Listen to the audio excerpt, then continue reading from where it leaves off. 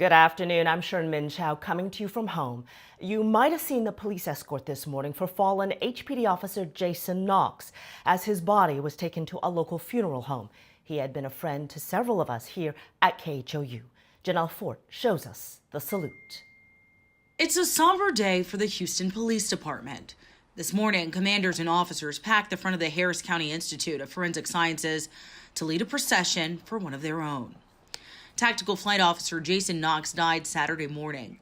He and Senior Police Officer Chase Comier were flying their helicopter investigating a call near the Greens Point area. After they were cleared, something went terribly wrong. The aircraft fell from the sky and crashed into the leasing office of the Biscayne Apartments. Knox was rushed to the hospital, but sadly did not make it. His pilot, Comier, is still in the hospital this morning with a long road to recovery. The cause of the crash is still under investigation.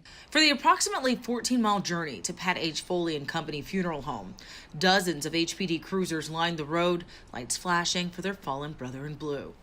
Knox had been a member of the department since 2012 and joined the Air and Marine Division in 2019. Those who knew the 35-year-old say he's being remembered as an amazing officer, a devoted husband, and a loving father of two. We're going to miss him. I think he had a heart of gold. He had the integrity second to none. Throughout the weekend, tributes to Knox have popped up around the city. City Hall was lit blue, as well as the Montrose bridges. Details on a planned visitation and funeral service are still being finalized. Standing for Houston, Janelle Fort, KHOU 11 News.